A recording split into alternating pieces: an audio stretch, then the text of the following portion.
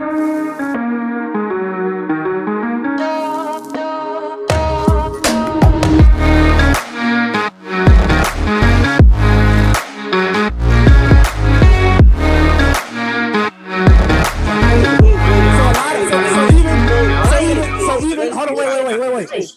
do you hear? And we're back. And we're back. Live once again. Welcome, ladies and gentlemen, to the Dumbass Film Students Podcast. We are young filmmakers, actors, and comedians, and all types of people coming together to basically discuss films that we've watched, new films that have came out. And we have actually two pretty dope films that we're going to check out today or discuss today, give our insight, whether it's, deeper insight on camera angles, or even just how we feel about the story if we think it's trash or great. So we'll argue those points later. Got the homies with me. Everybody's all colorful today, whether it's with lights or outfits. D.A. Henry, he got the Marvel Universe in his background. Don't forget DC. Don't forget DC. That's good. Okay. It's all the same to me. I'm sorry. It is not the same. Do not disrespect both of them. It's completely different. You better put some respect on his animations, okay? I apologize. Whoa, they're not animations. Excuse me. I was trying to They're be not an animations. They're comics. Exactly. No, Lonnie, we're comics, Lonnie. They're not animations. They're cartoons. Right. Duly noted. Got Lonnie Cox in the building with the red rotisserie light popping. Yep, cooking like a chicken. Come on, to be fully roasted. I love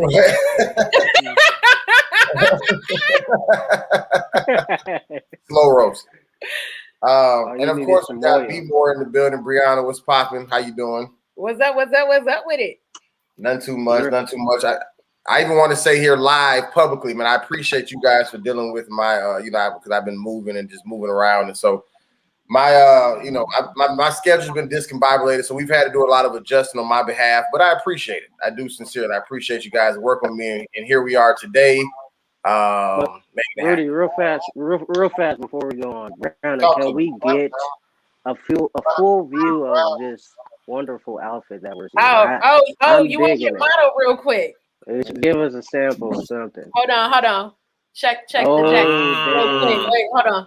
Is that a blazer? That's What'd a blazer, right? That's a blazer. It is. I wanted to come and represent and do it right. I ain't mad at you. I wanted Brianna, to. I feel like I would wear that exact outfit. Like I would rock that shit. You know what? And it's so you, Lonnie. What we not? Yeah, I would. I would legitimately wear that whole shoot in this outfit. Listen, like Rudy has seen me dress at comedy show. He can attest that I would absolutely wear that shit. Listen, and rock it too. Right. DA, I couldn't see you in that, DA. I'm not gonna lie. You, DA, you're not that. I'm the actual suit and tie kind of guy, you know. Right. I'm pulling up with the briefcase, like, all right, who are prosecuting? Right. All right. Well, we don't have to waste too much time with our banter, small talk. Excuse me, I'm eating fruit snacks. I forgot I was still talking. It's all right. It's okay. I apologize. But we do have two films. One, I guess oldie but goodie, if some will say, and then a brand new movie just came out this year. But I want to start with the OG, Malcolm X. Of course, we all know. Directed by Spike Lee, starring Denzel Washington, of course, Spike Lee himself. We were just discussing those outfits that those two gentlemen had on in the in the film, and how they were walking down the street. We'll get into that in a second. Angela Bassett and more.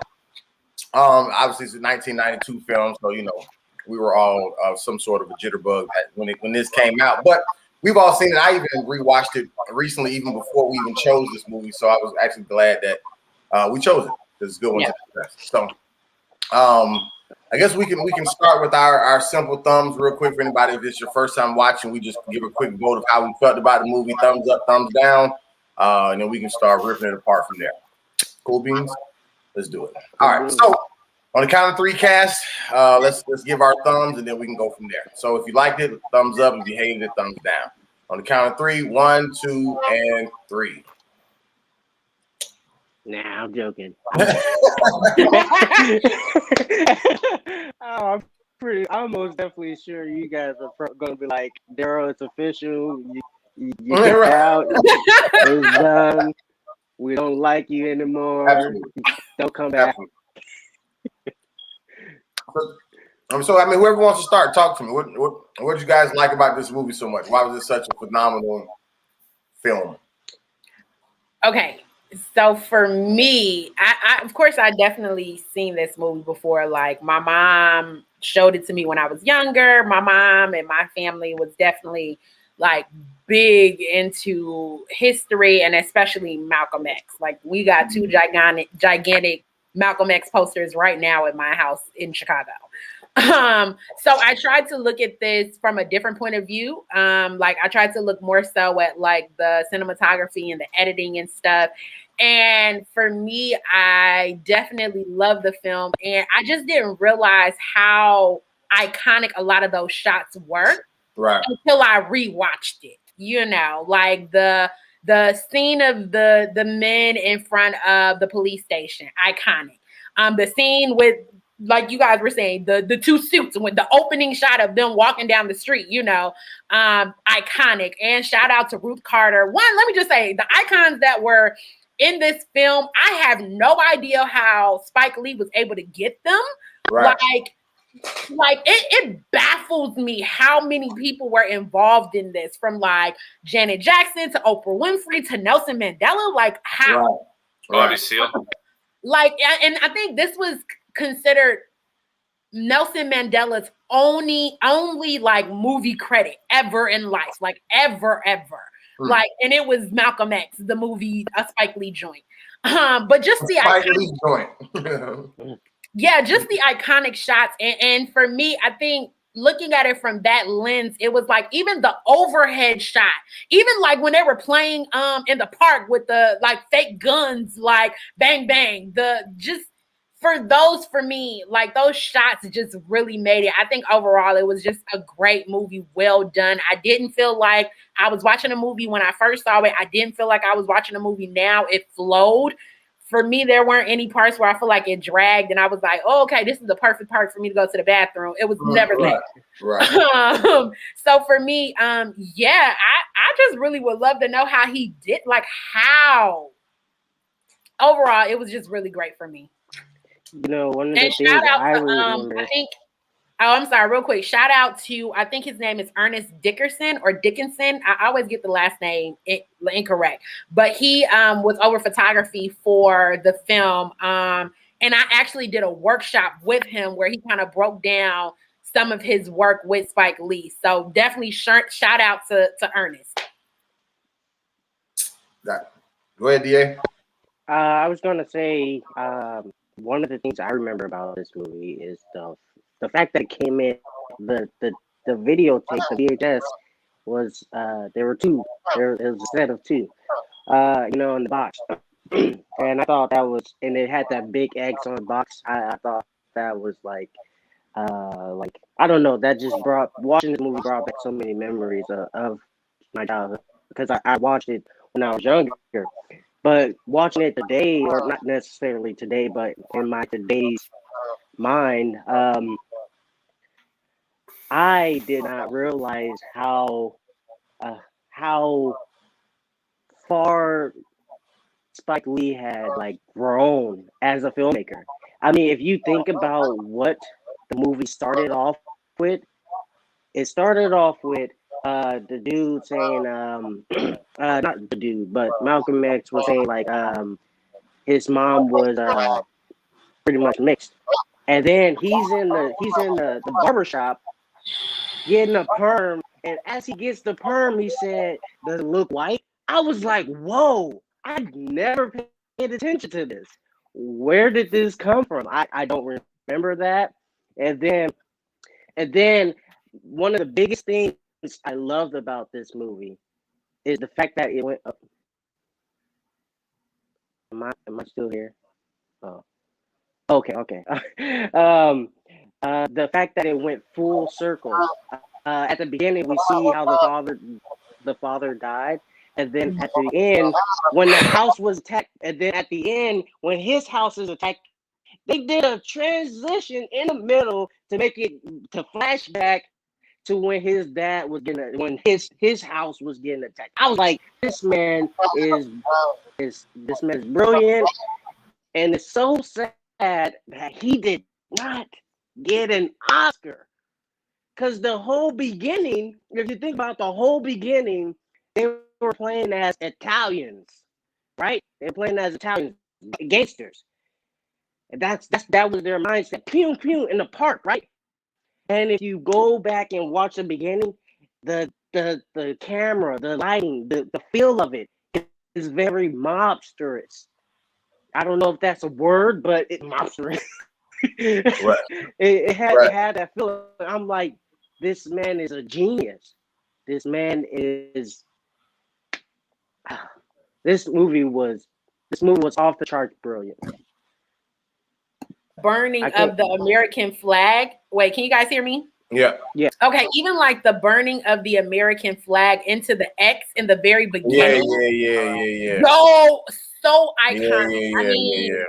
oh, Brianna, did you actually notice? I don't know if you guys actually paid attention to it, but if you go back and watch the burning of the flag, you will see what, at least to me, what looks like a skull, or like a KKK mask. I don't know. Maybe it was just me, but if you go back and watch it, it felt like for me. I was like, this man. What you got, Lonnie? Oh, my bad. No, go ahead. I'm a fan of Spike Lee. I think he's one of those directors that is very high profile, but kind of like Steven Spielberg, where he can make a really, really wonderful film, but he can also have a lot of misses. I think Spike Lee is definitely one of those for me. I don't enjoy everything Spike Lee makes. But this is far and away his greatest film. I don't know about it's greatest, but it's 3.5 hours long, and I don't mind a long movie. I really don't, but I need some sort of like payoff or something has to keep me going for 3.5 hours. If you're gonna keep me there, you got to take me on a ride. This movie definitely does that. Also probably Denzel's best movie as well, I would say. In terms of his performance, he's great in Philadelphia. He's great in Training Day.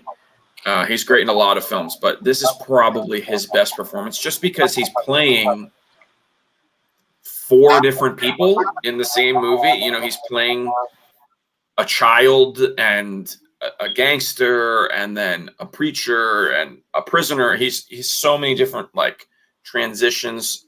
The character growth was very impressive. I usually find Spike Lee's writing and whoever writes the scripts to be a little like overwritten. I don't know if you guys know this, but James Baldwin actually wrote this script, but they took his name off of it because his family asked him. Did you guys know that? I did see James. I saw the at the very end because I love watching credits. I saw that there was acknowledgement of James Baldwin. So when I saw that, I was like, and they actually showed his picture in the ending credits. And I was wondering what the correlation was for that because I did see James Baldwin. I was like, it was actually his screenplay. So they took that.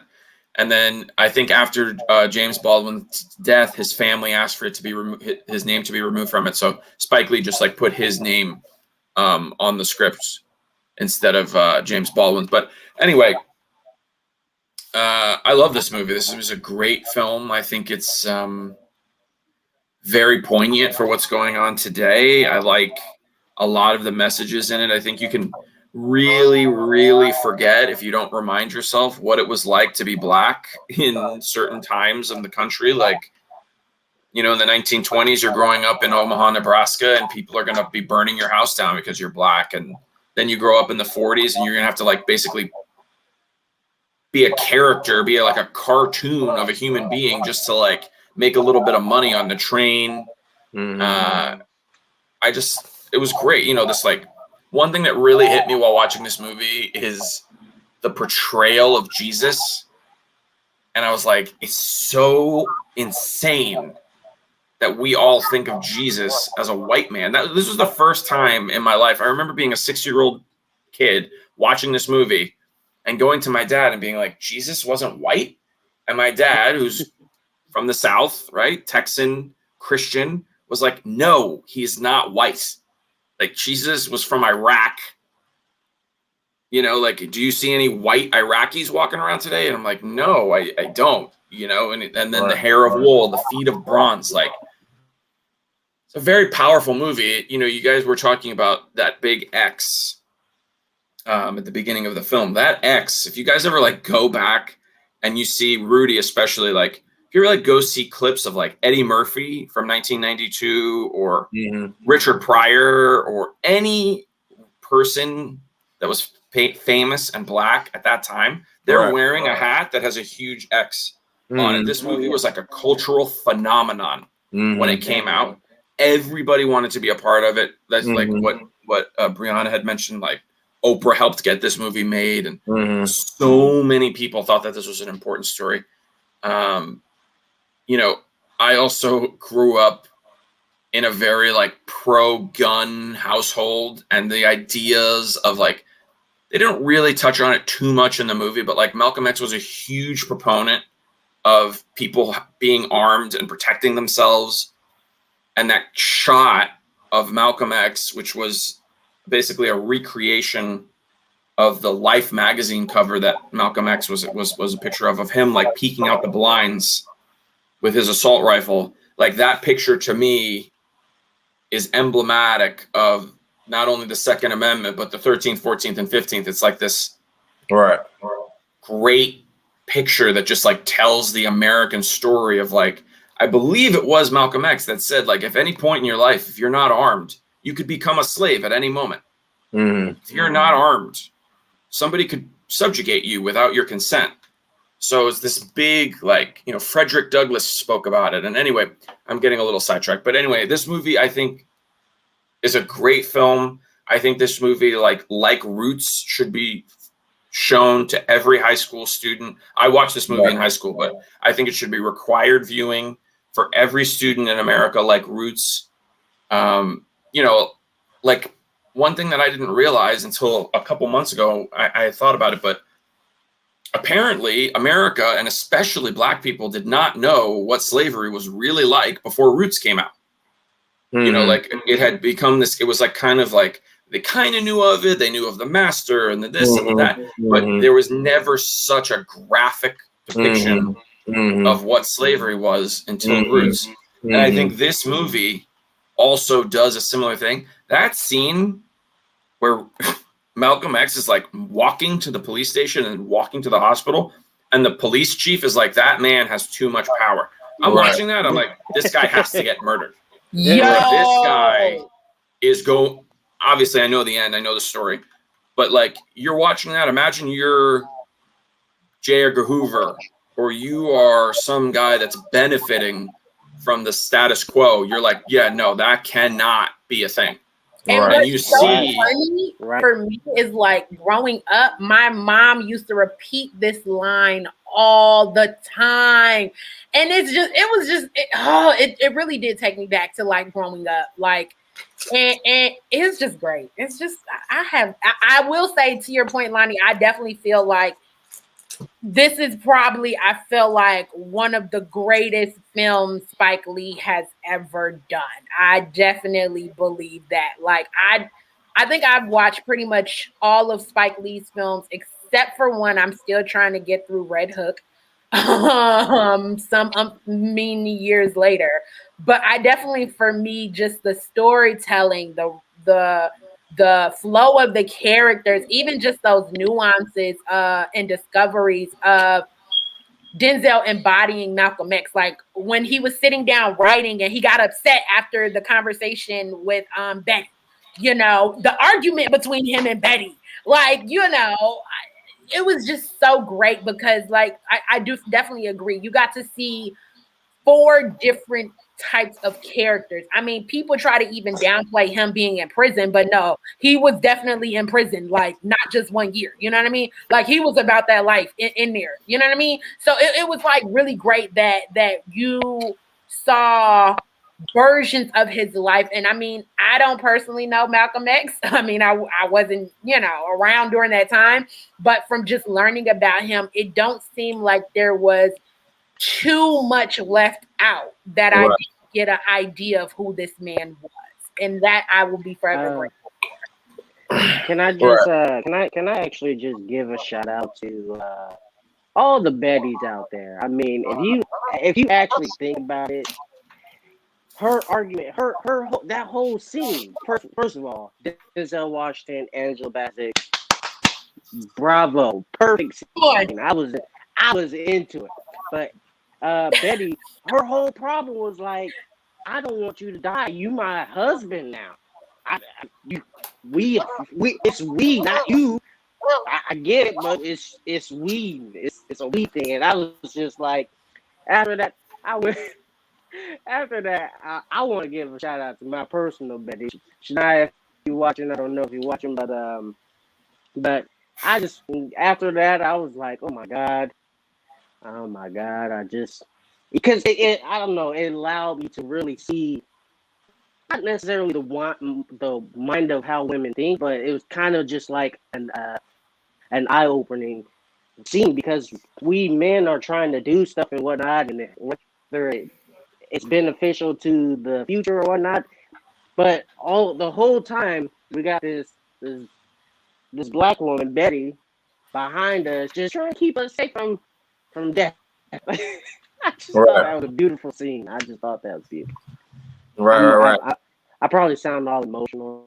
No, I get you 100%. I mean, yeah, she's definitely, you know, she definitely could have easily just gotten the recognition that Coretta Scott King may have gotten if Malcolm X was probably more liked. Like though, you know, Martin Luther King got killed, he was still more liked. You know what I'm saying? He wasn't seen as like an angry black. He wasn't seen, you know, he wasn't seen as confrontational. Which is why I think a lot of people, you know, had a hard time even just receiving Malcolm X's message, because this movie does a good job of showing where the passion comes from, if you will. Right. You know what I'm saying? Like he's not, and even just the change, you know, even just, you know, using, because anytime you're telling any story, and even somebody's life story, you know, you still have to choose what story of their life you want to tell. You know what I'm saying? And so it was important to see the transition of going from the perm, and then why, you know, when he met the guy in jail, why it was important to, you know, like that whole perm thing and straighten your hair, whatever like that. Like that was bigger than just him doing something while he was young. That was showing the conditioning that they, you know, that they dealt with, and even that we deal with today, you know what I'm saying? Right. But and so when he shifted away from it, you know, and you seen that like he was sincere about his change. Like he literally, you know, like at least from what the movie showed. I mean, I wasn't with him, but at least from what the movie showed, like he married one woman, he dealt with that one woman. Like he wasn't, you know, screwing around. Like he literally was practicing what he preached. Like he really wanted betterment for black people. And he was literally the spokesperson. You know what I'm saying? While Elijah Muhammad and anybody else kind of stayed behind the scenes and expressed their piece, like he was on the front line. You know what I'm saying? Doing what he genuinely thought was the right thing until, you know what I'm saying, he started, you know, figuring out all this other stuff and starting to say, okay, I used to speak, you know, the words of Elijah Muhammad. Now I'm speaking for myself, you know, whatever. Like he went through like so many transitions of literally just trying to do the right thing. Like he was never malicious in any of his things. Even if he said something that people didn't like, even if he said something off the wall, in his heart, he sincerely felt that was the right thing. You know what I'm saying? At that time, it was never, you know what I'm saying, as angry and as hate, you know, because he was kind of like the first Dr. Umar Johnson, you know what I'm saying? Like Dr. Umar Johnson is you know, I don't, if y'all don't know him, but he's just, people look at him as angry and they miss the message that he's actually, you know, portraying. And so I think even to Lonnie's point about Black people and anybody for that matter not knowing that much, or at least not being able to really understand the concept of what they went through in slavery, being on those slave ships, traveling over, you know what I'm saying? Like we think about slave ships and you think about like, you know, yo, they was sitting in a bunk, you know what I'm saying, waiting, you know what I'm saying, on a 3-day cruise, waiting to get, you know what I'm saying, from one place to the other. Like, nah, like they literally said what? Thanks. Oh, you breaking up, Brian? We can't hear you. Not. Yeah, you still, it's still shaky. Your screen frozen and your audio shaky. Yeah. But yeah, so I just thought that I think that that's what's important about cinema, especially for stories like this, and even just you know, Malcolm X leaving, you know, an autobiography behind, you know what I'm saying, and leaving those details for somebody to be able to tell his story. Because if you think about it, most people never get to actually, I don't think anybody for that matter ever gets to actually see how big they ever get to be. Like most people get the biggest they're ever going to be after they die. You know what I'm saying? Even like as big as Disney was like before Walt Disney died, he doesn't even realize how big his company is now. You know what I'm saying? Or how big his name is now. You know what I'm saying? Martin Luther King, as much as he did then, he has no idea how big his name is now.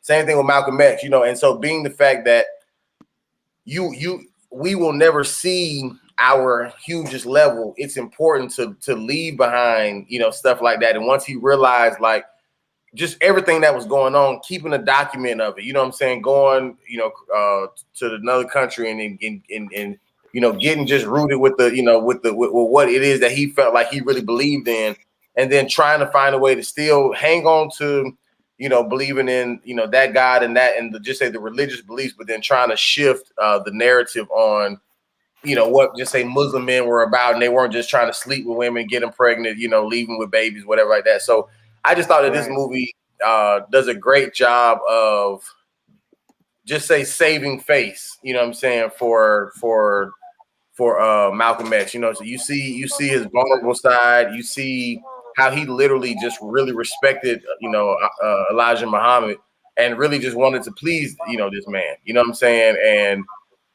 anything that he did, like I said, I just think, I don't know, that's just so valuable to me that as angry as he appeared, as evil as he appeared, he literally always thought he was doing the right thing until he found out otherwise. And then he tried to even then make the adjustment. So I just thought this movie did a good job of humanizing somebody who could look like a villain, you know what I'm saying, who, you know what I'm saying, who everybody might have just been like, yeah, we glad this motherfucker gone. He was angry. He was, you know. Do you think that Black people feel that way about Malcolm X, or is that more of just like an angry white person? No. I mean, well, the Black people, I don't think any Black person necessarily like hated Malcolm X, but I do know for a fact that some people may have thought like his approach was wrong because he kind of had the, you know, by any means necessary. Right. Yeah, sure. I also think like, and this is interesting because I had this conversation with my aunt. I think that older Black people don't really know the full story. Right. And I think and that was the conversation I was having with my aunt, because we were talking about another film. And she was like, I had no idea like this took place. And she was like, I was wondering if you knew. And I told her, I said, I know I've been fortunate because my mom was always pushing Black history on me. Like I knew about the full story of Malcolm X, Fred Hampton, Bobby Seale. I mean, granted, I also grew up in Chicago. So Chicago was at the forefront of all of these cultural like transitions during that time. Right. So, you know, I was in the midst of it, but like my aunt was like, yeah, I had no idea. Like I did not know. And so I don't know, like from her standpoint, if it's like, you know, people during that time didn't like Malcolm X or hated him. I think that they didn't know like fully what he was about because of what they were being fed. Right. You know, and I think people were against more of the Nation of Islam as a whole than just him. You know what I'm saying? Yeah. I think it was kind of a Christian versus Nation of Islam even type of thing amongst black people more than it was just him as an individual. And I One of also the want to most say important- kudos. Oh, go ahead, DA. Oh, you sure you want to finish? Oh, I was gonna say also kudos to just I think the representation of how they did the Nation of Islam. Like I'm not in it, but in the film I got a sense of how big and how like monumenous that organization was. And definitely shout out to Al Freeman. He was actually my professor, rest in peace. And he was able to kind of like break down some of those like iconic roles that he did in this particular film. He played the Honorable Elijah Muhammad, and like you were able to get a sense of how big Elijah Muhammad was during that time. Right. Yeah. One of The actor that things played Elijah Muhammad was your professor? Brianna? Yep, Professor Al Freeman. At Howard? Yep, at Howard. I was Yeah, actually that's one very of his last acting classes before he passed away. Wow. That's amazing. But what I was saying is one of the like beautiful things about this film is all the little details that they showed us about, you know, about kind of his what led to the death of Malcolm X, which is one of the most important scenes in this movie. I feel like is when he's in that hotel room and he sees the mic. And I don't know if you guys saw it, but the way they revealed the mic, he's looking at it through the mirror. He's like, I think I'm going to have to stop saying that it's just the Nation of Islam because they're receiving a lot of help. And I was like, and once they revealed the mic, I was like, man, I mean, that's beautiful. The way that they revealed certain information to us was so beautiful. Like the whole fact of him. I think one of the biggest things about Malcolm X is that he went out to seek the knowledge and the information because he heard all these things. Oh, Elijah Muhammad did this. Oh, these girls did this. And he went out there and found out the truth. And then he was like, he was so adamant about, I guess he was so passionate or not necessarily in love emotionally, but he loved Elijah Muhammad and what he stood for, and he could not fathom or could not really believe it. He was like, well, all right, I'm still, this still my guy. I'm still be with him. Man. And I want to ask this question. What was your guys' favorite shot? I will first. My favorite shot has to be when he is actually. I think he's being chastised by Elijah Muhammad.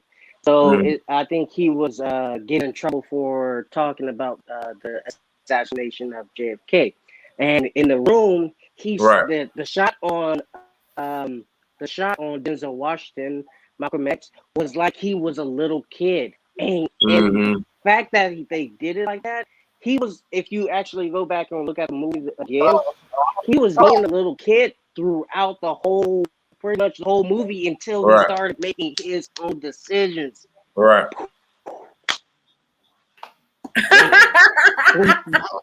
Man, like damn. What was my What's favorite? your guys' favorite shot? My favorite shot, I mean, I had mentioned it before, but it's him peeking out the blinds like Malcolm. That's my favorite shot. It's one of my favorite photos. I mean, that photo, like I said, tells me a lot about the scariest thing on planet Earth to a lot of white Americans is a smart, armed black man. Right. And, it's just, this movie, we've watched kind of, we're not going to touch on it this week, but we will talk about, Judas and the Black Messiah and basically like the dangers that they posed to the American status quo, which basically caused the degradation of black culture for the next 40 years was this reaction from the federal government that was like, oh shit, we can't allow this to happen. We have to like Right. remove factories from the inner city. We can't let black people be financially independent. Oh no, and that's not going to work. Then we have to inject crack cocaine into the inner cities. Like we can't let these people, and we have to, you know, jack up the incarceration rate. Let's start the war on drugs. Like let's really get it going so that we can not allow the Black Messiah. That's what the Black Messiah is. This person that's going to lead black people out of this certain oppression. And that's what Malcolm X really was. You know, it was another thing as I was watching this movie, I wonder, we all take for granted. I mean, this movie came out when I was 2 years old. So we all know of Malcolm X. We take for granted that we know who Malcolm X was. But I wonder if it wasn't for this film, would Malcolm X really be on the forefront of the zeitgeist like it is today? Like, I don't know if that's true. Like, I wonder if Spike Lee really brought Malcolm X to the prominence of a Martin Luther King. I would say in conjoining like the generations as far as awareness. I think that his just say legacy would still be a thing. You know what I'm saying? I don't think that this movie necessarily, like, I don't think this movie did for him like what Ma Rainey Black Bottom did for her. You feel what I'm saying? Like without that movie, we wouldn't have known. I don't know. Generations above us listen to knew me. less about him than we do. But I'm saying I knew as much as I knew about him, and I didn't see this movie until I was an adult. You feel what I'm saying? So that's what I'm saying. What I'm saying is that this movie came out when we were about 2 years old. Yeah. So I'm saying the reason you might know about him is because this movie came out and then everybody became aware of him. I mean, this movie is almost 30 years old. So what I'm saying is, for me, I feel like Spike Lee to Malcolm X is what Stevie Wonder was to Dr. King. I feel like for me, I don't necessarily know if he would have the same major like cultural impact because they really were trying to bury his legacy. They were trying to bury him. They wanted to. That's what I mean. Like, is this movie what Roots did? This movie do for Malcolm X what Roots did for slavery? I would go on record and say, yeah, it was too many people involved trying to move it forward. Like, if it wasn't, you think they would have been able to get people like Nelson Mandela, you know what I'm saying? I really don't think that he would be as prominent if this movie was never made. But that's what I'm saying. But I think that all those people were behind it because of who he was to get this movie made, is what I'm saying. So like Judas and the Black Messiah, to me, I think is more of a representation of an exposure of just say knowledge of history, because the Black Panthers is something that is not taught in school at all. You feel what I'm saying? I learned stuff about Malcolm X in school with a white teacher and everything. You feel what I'm saying? I know, but what I'm saying. No, but listen. I understand exactly what you're saying. But what I'm saying is that I don't. We're basing his legacy based off of this movie, is what I'm saying. And what I'm saying is that I don't think that this movie had the same impact that some of these other movies have done for somebody else's legacy, is what I'm saying. I'm not saying it didn't. I'm not saying that. I don't think. I don't mean legacy. Legacy at all. I think he would have still had a legacy regardless. But I do believe that his legacy was trying to be buried, and I think that this movie definitely stopped that from happening. Would people even now today still be learning about it? Even if this movie had not been made? No, I don't think. It's plenty of people in history that you don't hear about or have learned about who have been great. The Gen 6 in Philadelphia. Most people don't know about them at all, but like they're still very big in terms of like the cultural movement of like the civil rights, you know, and moving us forward. And I just really feel like his legacy would never have. I don't think his legacy would continue to be of prominence to the culture if this movie is made. That's not to denounce his legacy at all. Please don't send me no messages, slide in my DMs saying, no, please. No, I don't agree. I'm not saying that. His legacy is still great. It's like the people have their legacies. I'm not saying that this movie is adding to Malcolm X's legacy. I think, but you have this like people like a Marcus Garvey who. Like, I don't know that much about Marcus Garvey as opposed to Malcolm X. Like, if this movie isn't being made, there's no answer to this question, but if this movie doesn't get made, is the favorite photo of a 31-year-old white Jewish guy a picture of Malcolm X. You know what I mean? Is And Malcolm X. I get that it helps. I'm not saying that it didn't help. And I do think that his story in a movie had to be told for sure, just regardless, however much impact we think. But like for me, even going back to the whole Roots, like Roots didn't make awareness of slavery but it gave us the graphics of, it was almost kind of like what they were trying to do with the Passion of the Christ. Like I want you to visually see how gruesome this was so that you can get a better understanding of it. And for me, that's what, and I'll just speak for myself. I can't speak for all of everybody, but for me, that's what this movie did for me. It gave me more of my own perception of him as opposed to just what I was told. You know what I'm saying? Because nobody's seen this movie and then told me like he was any less angry. Like I was still told he was angry until I seen this movie for myself, and then I got more empathy for Malcolm X and his approach, as opposed to thinking that he was trying to help Black people, but he was just so militant and angry. You know what I'm saying? Because you'll almost think that like that solely alone is what got him killed, but it was the power that he had, the one man who had that much power. You know what I'm saying? So that's what I'm saying. So I do agree with what you're saying, Lonnie. I just think I just agree in a slightly different way. Is what I'm saying. I just want to point out, I know we're going to move on. We're going to move on soon, but that Black man that has a lot of power in any form is always going to get taken down. For sure. Like, you know what I mean? I mean, even now, you got, if there's a Black role model, they're going away. You know what I mean? Like they're not going to stick around for that long. They're going to get taken down. Like Barack Obama, for the most part, has been Teflon to that. They've really tried a lot, but for the most part, has not. That's because he stayed neutral a lot. That's why there's a lot of Black people. Exactly. He was like palatable enough for white people, like Martin Luther King, like nonviolent. He was able to be like given to white people. It's like, here you go. This is a calm Black dude that's like not gonna make you too upset. Some people are still gonna hate him, of course, always.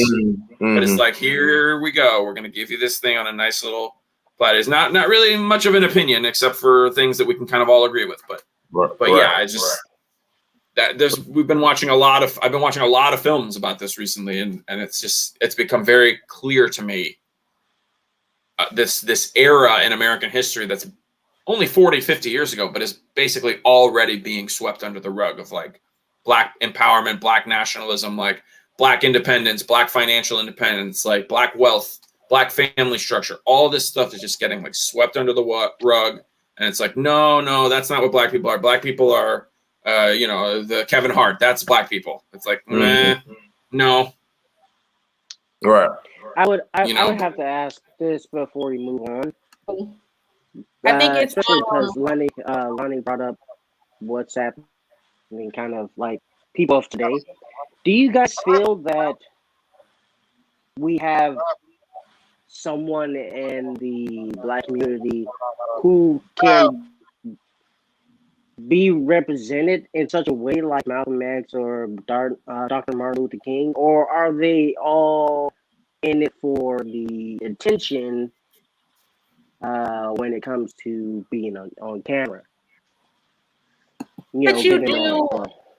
I do think that you do have some warriors that are still out there.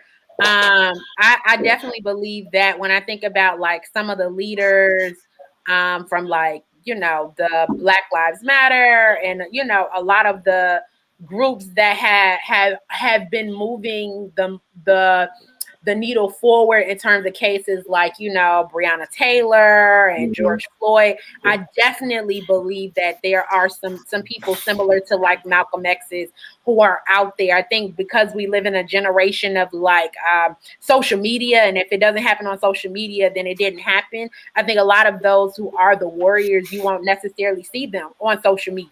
You won't necessarily see them, in front of the camera like some of the other people who are just there for the clout, but I do think that there are some out there far and in between, and if someone will get to the magnitude of a Malcolm X, I don't know, who's to say. The time will soon tell, but I think that there are a few out there who are still much like Malcolm X warriors for the cause.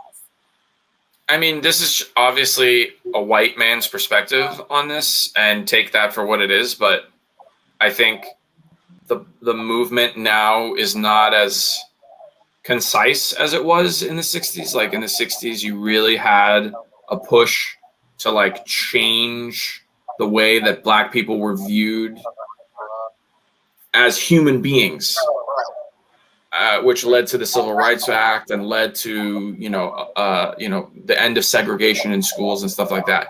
Now you have these I think you have compartmentalized movements. You do have the criminal justice reform and Black Lives Matter, which is really just kind of focused on this very narrow scope of police brutality and police getting away with murder and police, which is definitely, of course, a concern and an issue that needs to be addressed. But when you go back to the 60s, now they were talking about something that was totally different. You're talking about lifting Black people up to an equal plane in the views of the president, not only just the police, but the IRS and the housing board and the school board and nutrition and all this stuff.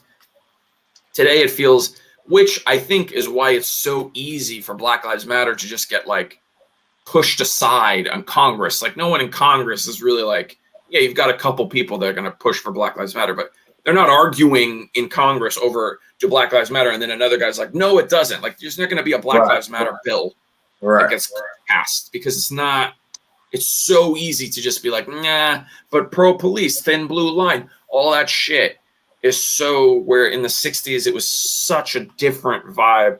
And to me, being a white man who's not super plugged into the people that Brianna is talking about, of course, I know Black Lives Matter and I know what's going on when I see it in front of my face, but the difference, I think, is if you're not on social media and you're not in front of the Associated Press and you're not in the New York Times like Malcolm X and Martin Luther King, then you're not doing the thing. It's for me, it's a totally different era of black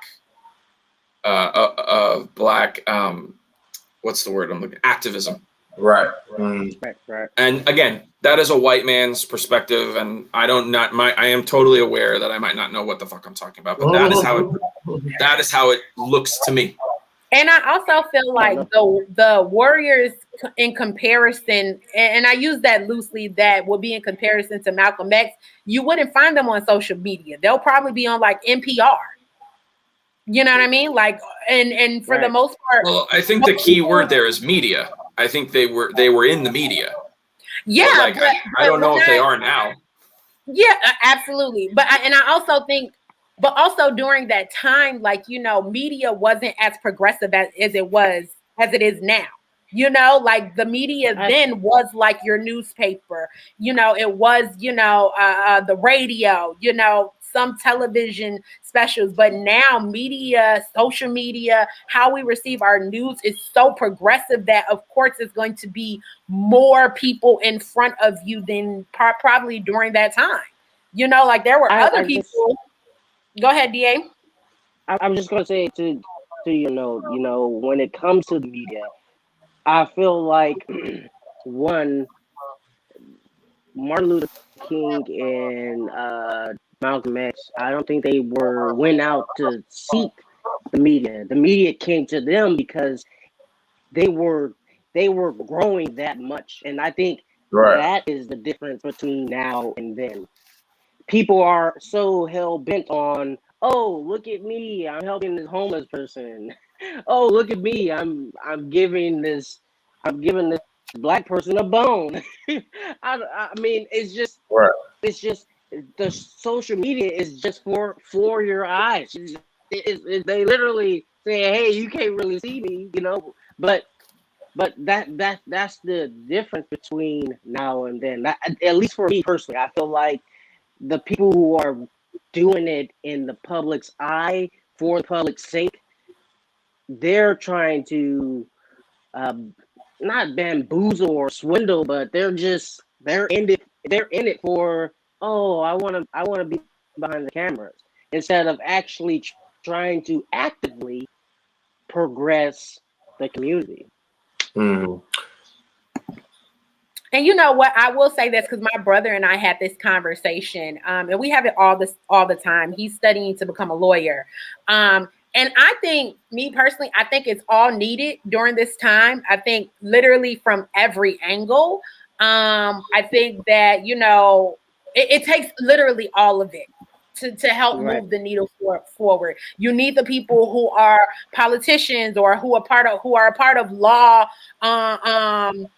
Who are a part of law, who are helping to push policies and push, subcategories of the amendment, and really, really call politicians and our lawmakers to specify, who does this stand for? What does this mean? Let's be specific about that. I think you do need the people who are out there planning the protests, who are trying to get the information out. You also need the people on another scale who are simply recording actions that happen, like the person who videoed George Floyd, because now it's in the public. And so I think you need all of it to move forward. But I definitely think that, you got to figure out, okay, if you're a part of it, like which category or which person do you listen to, and then decide for yourself, like, okay, is this person, truly being genuine? I think one of you guys mentioned that before. Malcolm X was genuine about the causes he was preaching about or talking about, who is being genuine and who isn't. Gotcha. I didn't mean to take us on this. We can go all day, guys. We're gonna definitely have to move on. We've been on Malcolm X for an hour. All right. Okay. I mean, to be fair, it is definitely one of the movies that deserves an hour. Right. You know what I mean? Like we spent 40 minutes on the vent and set it off. Like this definitely. No. I mean, no, I'm not. Yeah, I'm not bad. We definitely. I'm just. If we don't move on now, we're gonna basically. No, for sure. But this movie definitely is rife for debate. And, no, so it is a true. I really a masterwork. Like if I have a list of movies that someone needs to see, this is definitely going to be on it. No, for sure. Because I mean, I even had something to add, but I'm just not going to, so we can just move on. Like, there's definitely more to talk about. But tell them to hit you up in your DMs. Right. For the second time, we'll go ahead and move on. So, sticking with black films, obviously, and this one actually probably looks older than the other one because it's in black and white, but it's not brand new. Malcolm and Marie. Starring Zendaya and John David Washington. Let's just go ahead and vote, man. Let's go ahead and get right into it. We can get it cracking. Thumbs up, thumbs down, how you felt about the film, and then we can go from there. On the count of 3, 1, 2, and 3. So, Brianna, where you at? You in the middle, Brianna? You say you're in the middle, Bree? You're in the middle? I'm like, I hate it and I love it. I'm like so torn about this. I love it so much, but I hate it so much. I really do. Like, it's literally strongly about both. Talk to us. What you got? What's the love-hate relationship? I definitely feel like this is a filmmaker's film for sure, or just an artist film. I'm a sucker for black and white, so I love that part about it. I love the cinematography of it. It felt like I was in the room as the story was unfolding. So it didn't feel like I was watching two people. For me, it felt like I was like there with them. Which that was from the camera angles and the way that they chose to, zoom in on certain shots. I think that it brought up so many relevant opinions that I've had, or conversations that I've had with so many people. But it was like shown in this movie, which I was like, oh wow, that's so crazy. Like all the conversations I've ever had about film and artistry is like pretty much in this one movie.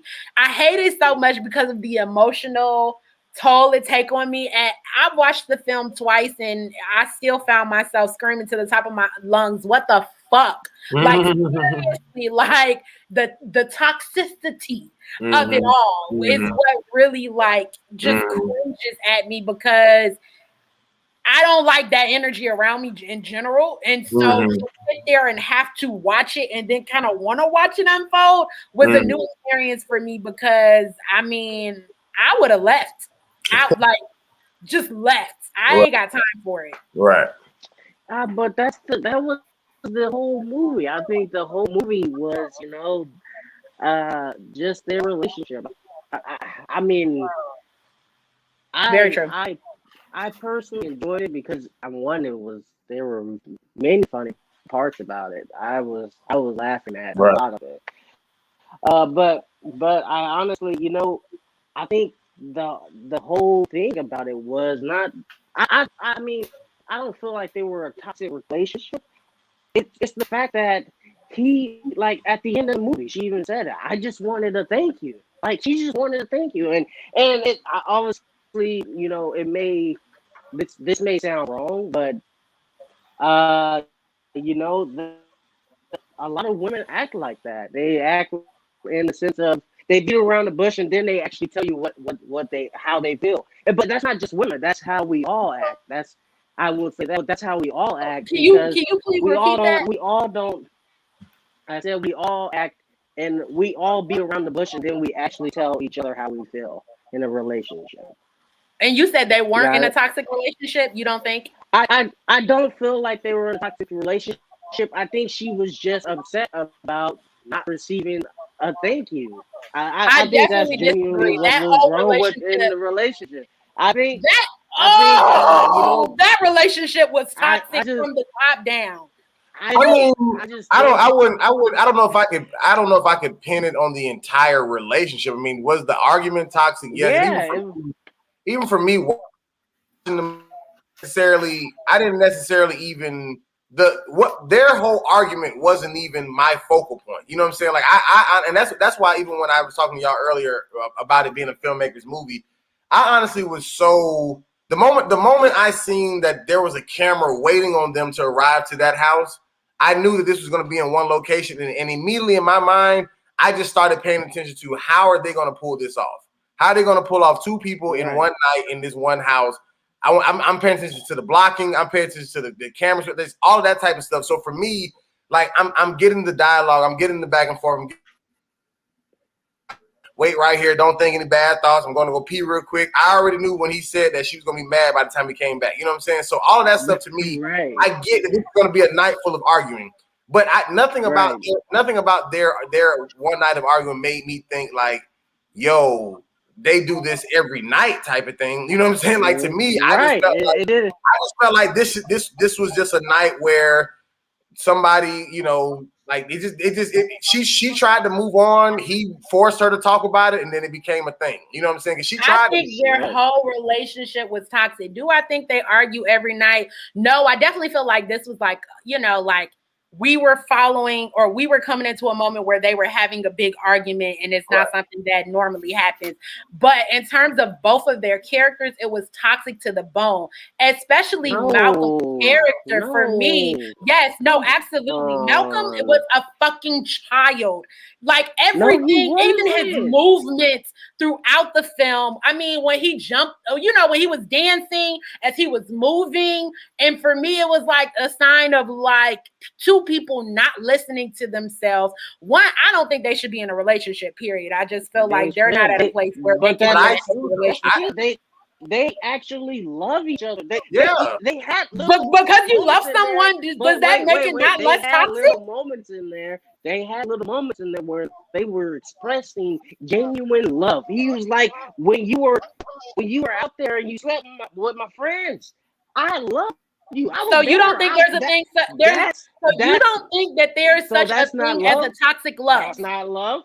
We're gonna say that. I mean, in my opinion, I felt like they were just being real with each other. You know what I'm saying? I just felt like the truth was coming out, and it hurt. I disagree. Because see, like, I definitely think that there is such a thing as a toxic love. No, but I'm saying, but listen, toxic to me, I feel like if like, a toxic relationship to me would be Tasha and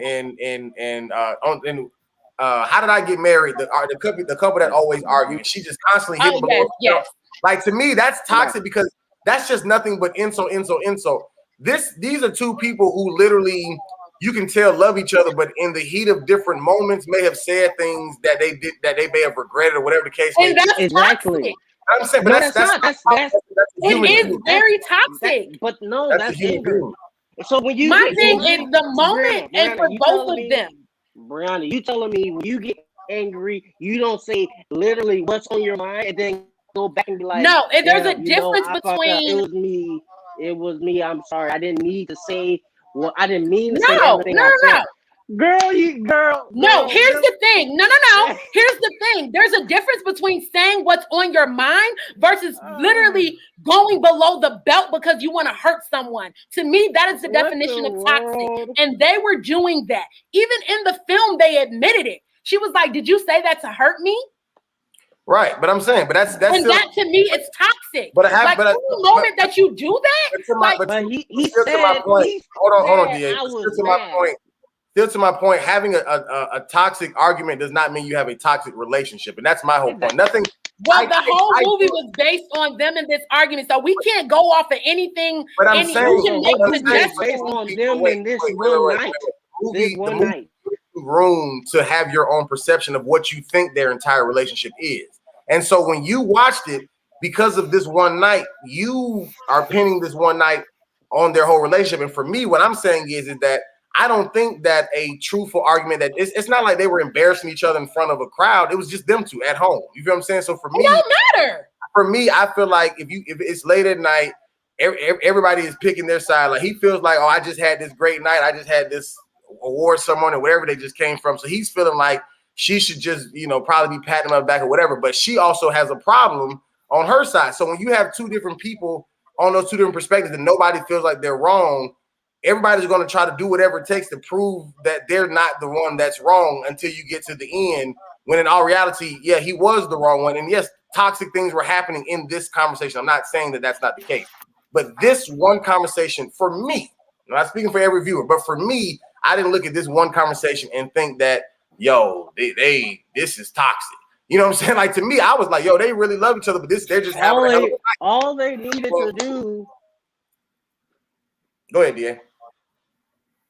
All they needed to do, which was what he was trying to do, is have sex. That's all he was trying to do. Oh, please. That's just as twisted as you not believing that they're in a toxic relationship. Don't listen to DA. You gotta be kidding me. Don't listen to DA. To say that their issues would have gotten resolved from having sex. Brianna, just move on. Don't listen to him. He's just talking shit. Don't even entertain that. What you got? What you got, bro? I made her mad. I'm sorry, bro. Go ahead, Lonnie. I want to hear Okay. from Lonnie. All right. The strong point of this movie, I would say, would be definitely the cinematography. I'm going to go ahead and say something that Brianna says a lot. I think this movie would have been better if it were 30 minutes long. I didn't need an hour and 45 minutes of the two of them. I feel like they were kind of, it got a little repetitive. I'm like, okay, they're going to argue, and they're going to make up. Then he's going to play music. She's going to smoke a cigarette, and then they're going to have another argument. They just it seemed to have this very repetitive thing. Were they all like well written? Yes, it was good. It was well written. It felt very real. It also felt a little overwritten at some points. Like I'm a big film viewer. I believe in the phrase like "show me, don't tell me," and this movie was literally all "tell me." I mean, it has to be. It's a one-room movie that's based on dialogue. It's a long-ass monologue, basically. I mean, right. This movie was also based on performances, right? This is a performance piece. Very much actor driven. Didn't think that Zendaya was at the level of John David Washington. Zendaya. Her. I didn't think she was up to. I didn't think she was as good of an actor as he was. I there's that scene where she like takes the knife and is like, where are the pills? I've never been clean. I'm like, she's full of shit. That's not real. That's I knew it from the second she did it. I knew from the second she pulled the knife. And I was just like, okay. Now, there were some good parts of the movie that I really, really enjoyed. First of all, I really enjoyed the scene where he like goes outside and does the like argue, like the thing where he's like punching the air and saying bullshit. I do that a lot. Another thing that he does is he's like, where's the fucking wallet? I can't find my fucking oh, here it is. I got it. That shit was very funny to me. I really got a good Perfect, chuckle right? out of both of those moments. John David was too much for Where's me. my in this phone? movie. He's very. I like him. I like He him. was I too like. much. Like he was on 10, from an actor's point of view. He was on 10 the entire movie. He never that was shifted. his He never went character. in between any moments until at the end. It was too fucking much. No, Too fucking no, much wasn't. for me. I was like, Yeah. So No. my point is this is a movie that's based on performances, and the performances were okay. It wasn't like I didn't knock my socks off at really any given moment. I did like the basis of what they were saying a lot was great. Like I really enjoyed the part where he was talking about, he's like, do I have to be black? Like, why does every film I make have to be because I'm black? Like, why can't I just make a film? Like why can't it be, why does it have to be political? Every statement I make. And another statement he made that was great is he's like, you know, 2 Jews wrote Gone with the Wind. They didn't have to like be from the South. And the writer of this movie is Jewish. So I liked that. I liked that this movie was kind of like self-aware. It was also a criticism of the film industry, a criticism of, you know, relationships and this view on like dependency versus love. The content of their conversations was good, but the performance of it was got a little boring and a little like, okay, like I want to see what happens, but I'm just like, I don't really give a shit. I'm like, is it toxic? Is it not toxic? Yes. In moments it was absolutely toxic. It also wasn't realistic. Like no couple is going to be like on the verge of having sex 4 times in an hour and a half and just not have sex. Like it's, you know what I mean? Like just do it already.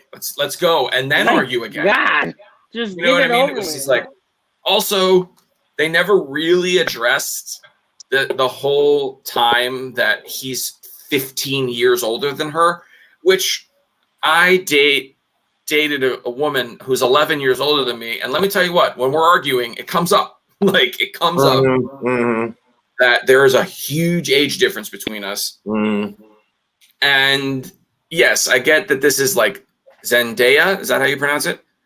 This is her like transitioning from a child actress, from a Disney star to an adult. She is, you know, now she's sexy. She's not a kid.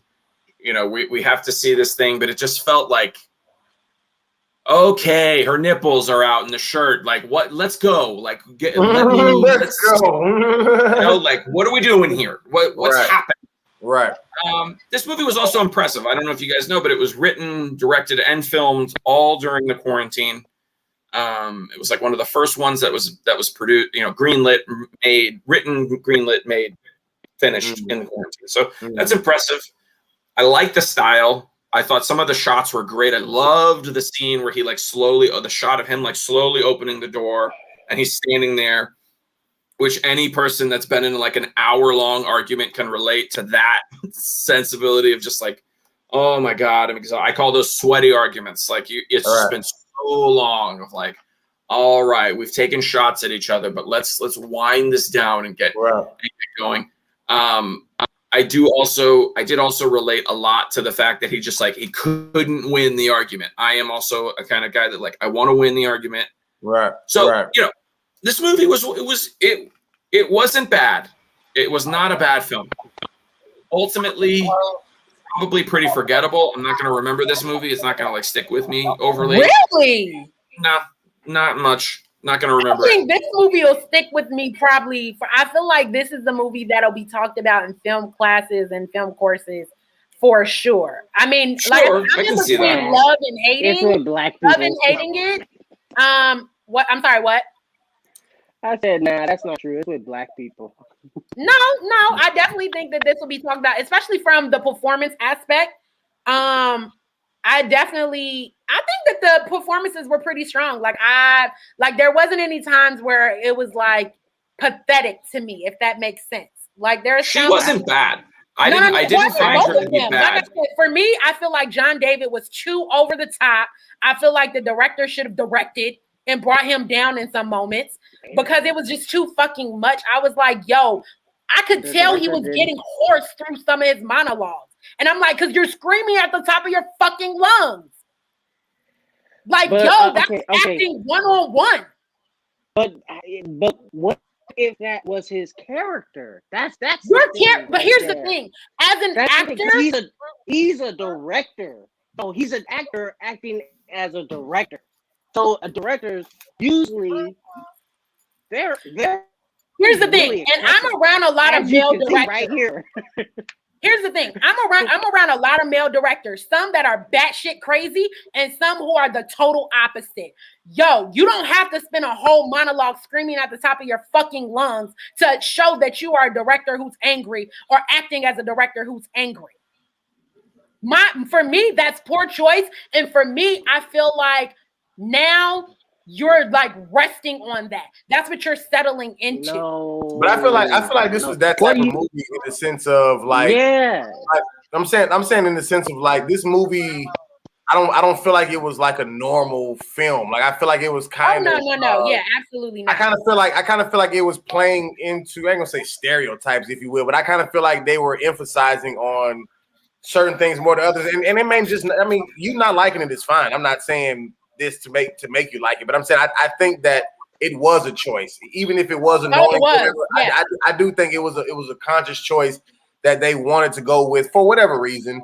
I also definitely think it was a choice because what he's screaming about is the fact that he made choices in his movie, right? And that's what I was going to say. She didn't like. They did use monologues to do what Lonnie was saying he doesn't like, as far as like telling instead of like showing. Yeah. Like they were like, you know, pinpointing on certain things of how just say a black director will feel or whatever, and just making him do like a monologue about it while she kind of like, you know, lays on the couch and like kind of giggles at him, you know what I'm saying, while he's like going off in his own little tangent or whatever. So that's why I said, like, even for me, going back to Lonnie's point about the cinematography and everything, like for me, the visual of this film is what really captivated me. I love the black and white. I love them shooting from like outside the window, almost like you're looking inside the house, viewing it, you know, following him back and forth. The blocking, even just like they really use this house well. I mean, it's hard to use one location. It is. It's very hard. And I think they did a good job moving around, even just, you know, the different little just things that they would try to use with like him arguing to her while he's still eating the mac and cheese that she made him. You know what I'm saying? Like they wanted to really just pinpoint a lot of different stuff. It was, I'm telling you, it literally was like a long monologue. Like you was in an acting class or something, and you're just watching something and learning on how to do a scene more than I felt like, oh, I'm watching a movie. You know what I'm saying? So yeah, like, I wonder, and this would probably be one of those films where I would love to read the script, because I feel like a lot of it was improv, for sure. Which my part of my background is in improv, so I freaking love it. But I was curious because some of it felt like more like improvisational character work than actually something that was written. I'm not saying that, like I said, don't be hitting me up in the DMs, because y'all be. I know y'all people be hitting me up in the DMs after y'all watch these videos to be like, well, I didn't like this, Breon. Okay, listen. Okay, I'm not saying Sam is a horrible writer, but what I'm saying is part of those monologue moments, and some of those moments did feel more improv-like than actual written. I disagree. I think it was so tight. Like the way that it was delivered was so, you know, a lot of it refers back to itself. And like you're saying, you've got John David Washington like screaming at the top of his lungs. Like, I don't know if he would be composed enough in those moments to be like hitting all of the notes of the dialogue that he's supposed to hit if he was improving it off the cuff. This film is also like, you can. I don't know. I'm sure he can. I'm sure he can, but like to do that for a whole movie. Yeah. I guess I'm looking at it more so from the technical aspect, because I'm looking at like I said, I watched the movie more than once, and I'm looking at like the way the lips are moving, where like the cadence is coming in, and I'm like, that doesn't look, as an actor, I'm like, that don't look planned. I'm like, I can tell. It's like a moment where it's like, okay, you can tell when someone is going off script versus something in. That's why I said I would personally, this is one of those movies I would love to read the script and see Like, were all of those points literally something Sam written? Because for me, some of those moments, and not all of them, but there were a few moments where I'm like, that looks improvisational to me. Gotcha. Go ahead, Lonnie. I didn't mean to- I was just very heartened to know that a Jewish guy can write a black movie. So I'm like, all right, there's a future. There's a future for me out there. Well, and he also, that was something. Oh, I was going to say that was something also that Sam has spoken a lot about since the movie has been released. He said that he relied heavily on the collaboration process of Zendaya and John David. He said it was not all me. He said a lot of these point of views did also come from them. So I think that's also probably why I'm interested in reading it, because does that mean that some of these parts were more so Zendaya and John David than Sam? I mean, does it matter? I mean, for me, I'm a nerd, so yes. But does it take away from the movie? No, not for me. But I'm just curious. Go ahead, Rudy. Back to you. Lonnie, you don't have a chance. You just shot it down, Lonnie. You don't have a chance. No, let's collaborate, guys. I'll get my ideas from you, and I'll just be the keyboard man. That was the point I was going to make. That I wouldn't say that this is technically a black film outside of him making those just say black film director issues like in his dialogue or whatever like that. And so I don't know who came up with it, Zendaya and whoever the writer. That's what I mean. Not to cut you off, but that's what I mean about this movie being very self-aware. Like they were discussing things in the film that the film itself ended up being like. He's like, yeah, we're two black people, but this isn't a black movie. Like I think that was also a choice. Exactly. You know what I mean? Like this is really a relationship movie, a movie about two people and performances, and for sure. But just what an argument would be like with a filmmaker and his girlfriend and his model ex-drug addict's girlfriend, who he wrote the movie about but didn't think. Right. You know what I mean? Right. I actually want to. One more thing that I liked. I liked when he knocks on the thing and he's like, "I'm mediocre," and she had just talked for an hour. Yeah. And she goes, "Out of all the stuff I said, that's what stuck with you." Right. And what's crazy is I had said that in my house. Like when I was in my house, I said that before she even said that in the movie. I've had that said to me quite a few times, so I had a feeling that was coming. I've had that reiterated to me. Like. Out of all of that, that's what you heard. So I was like, yeah, I have a feeling that's what's coming. Hey guys, hear me? Yeah, we can hear you. Your internet just slow, so you just easily get over talk. So I'm just coming in late. All right. Yeah. Go ahead, though. It's on you. All right.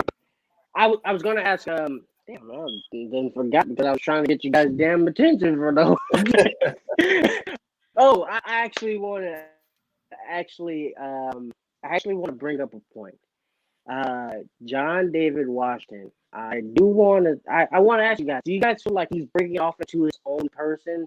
Because a lot of the time when I talk to just not non-filmmakers, just regular moviegoers, not technically moviegoers, but just I don't want to call them regular people, but they're regular people. They're not filmmakers.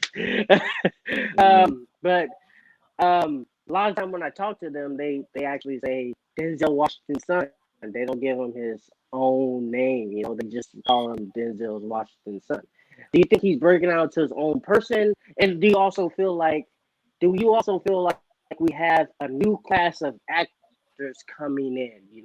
As far as Tom Holland, what's his name? What's the guy name? Robert Pattinson.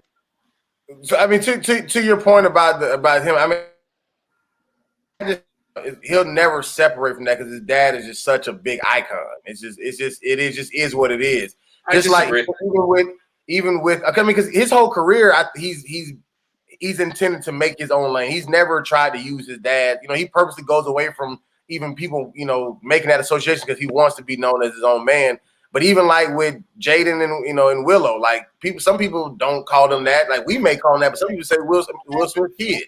They are nowhere nearly as talented as John David Washington. No, I'm not comparing the talent, but I'm saying in general. I'm saying like even when but what I mean is like Jaden Smith does not have the talent to get out of his father's shadow. I'm saying, but even like LeBron James or anybody, there's always going to your to DA's point in reference to making his own lane, I do think he's making his own lane, and I do think that people who actually pay attention to him respect him for who he is as an individual actor. But what For I'm sure. saying, I don't think that he'll ever totally separate from They can't separate. being Denzel Washington's son. Is what I I'm mean, saying. I honestly think that like he does have some things in common with him, like especially in terms of the way he sounds.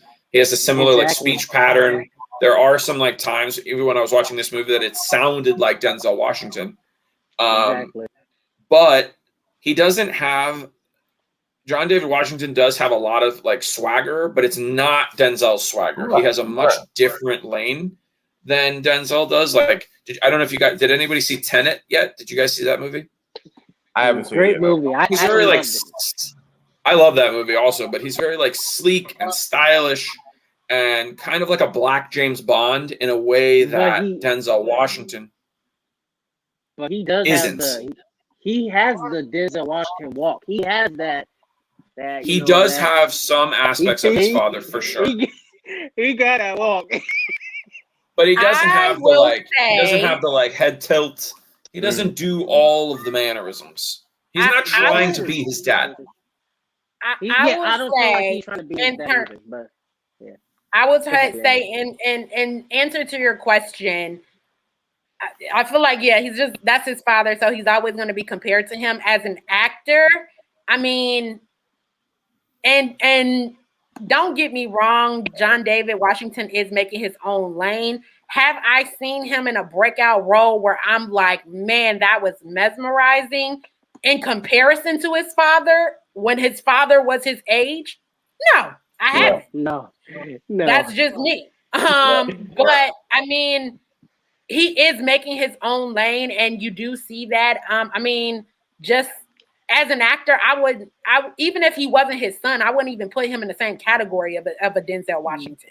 But Brianna, to your point of him having a I guess the magnitude of a role that is even that can top Denzel at his age, I think the problem where that comes in is the content that's coming out. It's a little bit repetitive at this current moment. But also, I mean, let's wouldn't necessarily say that. There's some good stuff out there. Come on now. Let's remove the fact from Denzel Washington, like that it's his son. Are there even any actors that are in Denzel Washington's category? I mean, when I think about that time, like Denzel Washington, Samuel L. Jackson, like these are Samuel L. Jackson could not hold Denzel Washington's water. In terms of when I think about mesmerizing performances, absolutely Samuel L. Jackson is no chance. No way. Absolutely. Samuel L. Jackson is a great actor, but he is nowhere near Denzel Washington. When I say in terms of, and you guys can disagree, but in terms of when I think about great actors during that time where I'm like, oh, they really bodied that character. Yes, Samuel L. Jackson is in that category. What role has Samuel L. Jackson done that compares to Malcolm X? I'm not comparing roles. I'm talking about in terms of as an actor, same category. Bodying. Okay, like what do you think that Samuel L. Jackson has done that was as good as Denzel Washington was in Malcolm X or Philadelphia or just those two? Of course, Pulp Fiction. I feel like for me, I was like, oh, I love that role of seeing him in there. But even all the roles he's done, even Glass for me, I was like, oh, that's pretty. I love the way that he was able to move against the other characters and just body that character. One, that's a series. But in terms of like great actors of that time, yes, I would definitely put him in that category. In terms of John David, I mean, I wouldn't. And like I said, I'm not comparing necessarily roles because let's be honest, Denzel Washington has literally bodied some amazing roles. So there are going to be very few people who will reach that magnitude 100%.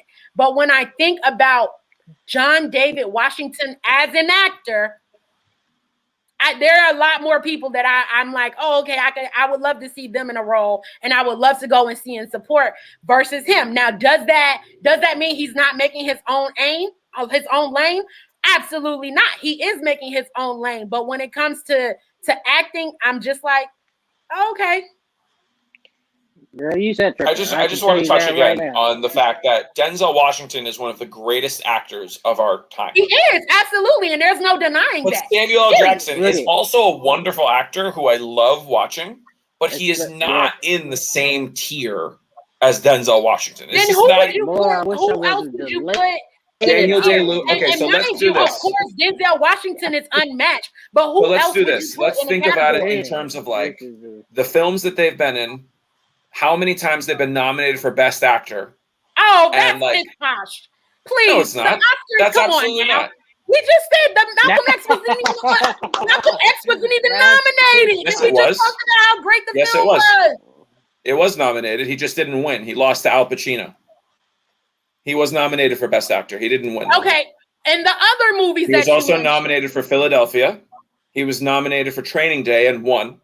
He was nominated, I believe, for Rome and Israel, and he was nominated for.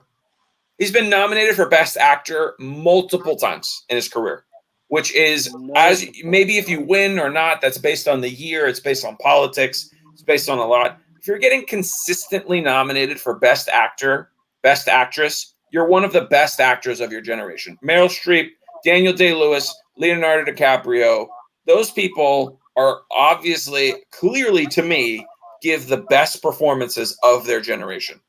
I don't think Samuel L. Jackson has ever been nominated for Best Actor. I don't think he has any roles that necessarily deserve Best Actor. Best Supporting Actor, maybe, especially in Django. I love that role.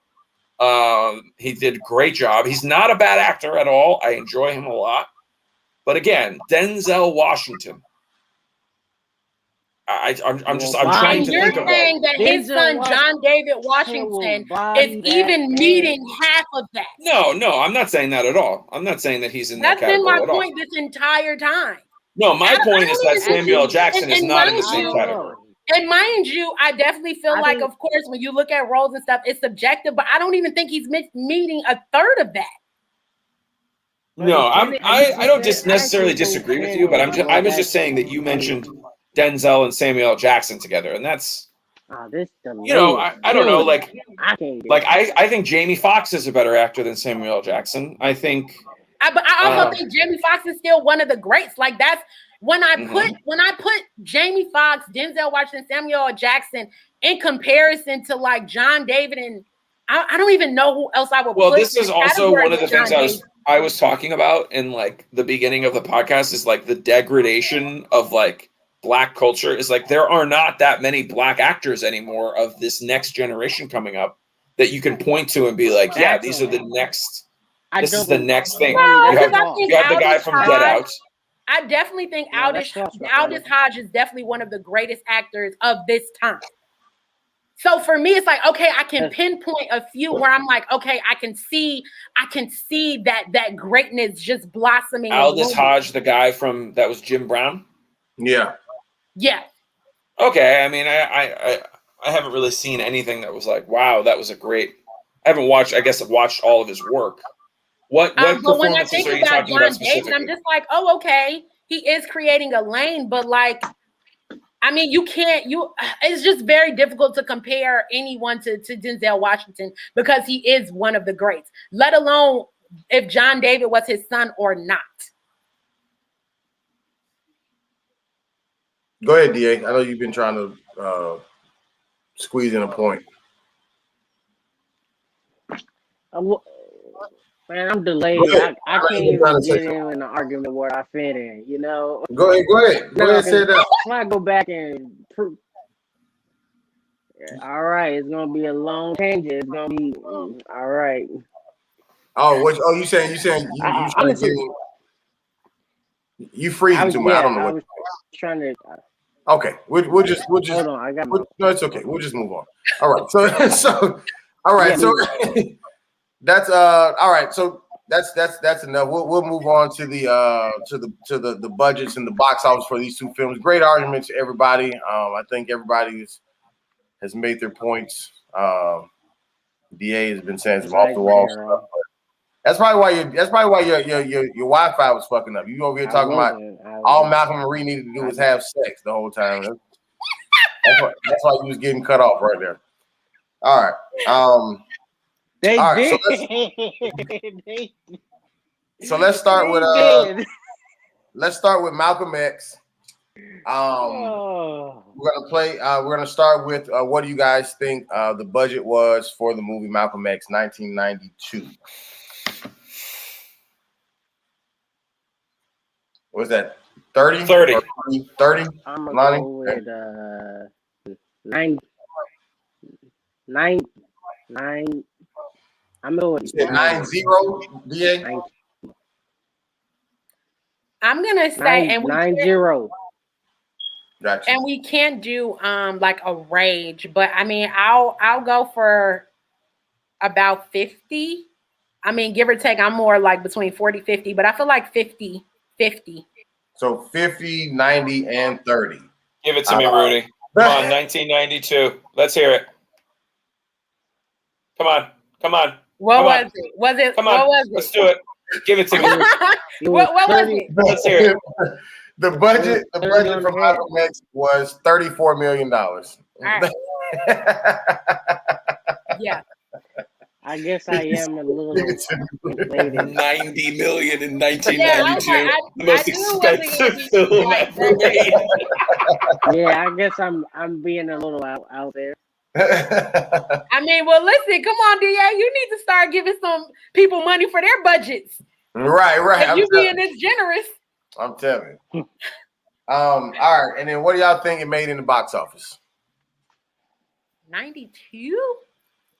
I'm gonna go with 100. 100? 50. Watch, it only made. I'm gonna go with 60. 50, 60, and 100. So I guess so Brianna, you were technically closest without going over.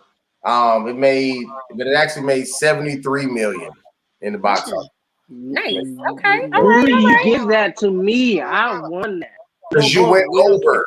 We don't care about going over. This is not the prices, right? Hey, What you saying? We estimated? And you technically still wasn't the closest. Like you were 30 away. All right. Anyways. All right, and now Malcolm and Marie. What do you guys think the budget was for Malcolm and Marie? I say 30. 30. Because they go shot with- during a pandemic. It was all during one location. And this particular movie, they definitely did a lot of, cut a lot of corners. They did not have a big crew at all. I think I'm gonna go with 15. 15. I was going to go with like 10. Originally, I was going to go with 5, but I'll say 10. 10. Gotcha. You should have stuck with 5, Lonnie, because actually they made it for 2.5 million. Yeah, I mean, this is nothing. Damn. Yeah. Really? What did Zendaya and John David Washington get paid? Damn it. Well, But they Probably really nothing. didn't get. that's actually the next question, because then instead of a box office number, the question is how much did Netflix pay for this movie from them? And that'll Well, tell you. I know it was pretty decent because they said the crew ended up having stock in the film and they got back a pretty good piece of penny. So I know it was pretty well.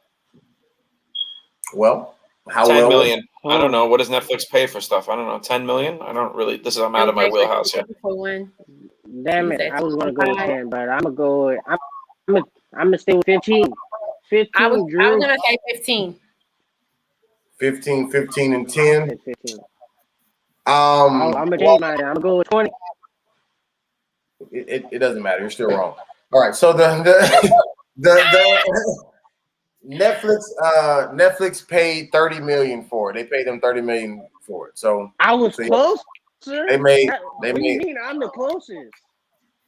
okay, but 15, 20. You're still wrong. Whatever. Who cares? You didn't I win. care.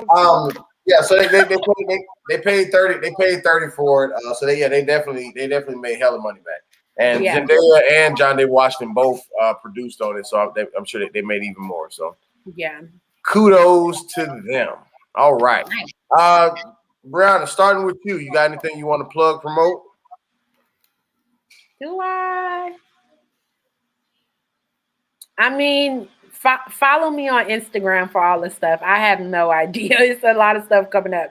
Yeah, just follow me. I am Brianna Morris. But I was gonna say we also did we say kudos to the cast and crew for these films? Did we say that at the top? No, we didn't. Okay. So we just not okay, cool, got it. I mean, fuck those people. Right. we already fuck Spike Lee. You can tell him I said it. Right. Straight from Lonnie L. Dub. Okay. I didn't say it. I thought about it while y'all were arguing, but I was just like, I mean, it's too late now. I'm still mad about the 5 Bloods, so he can fuck off. Listen, the 5 Bloods nominated.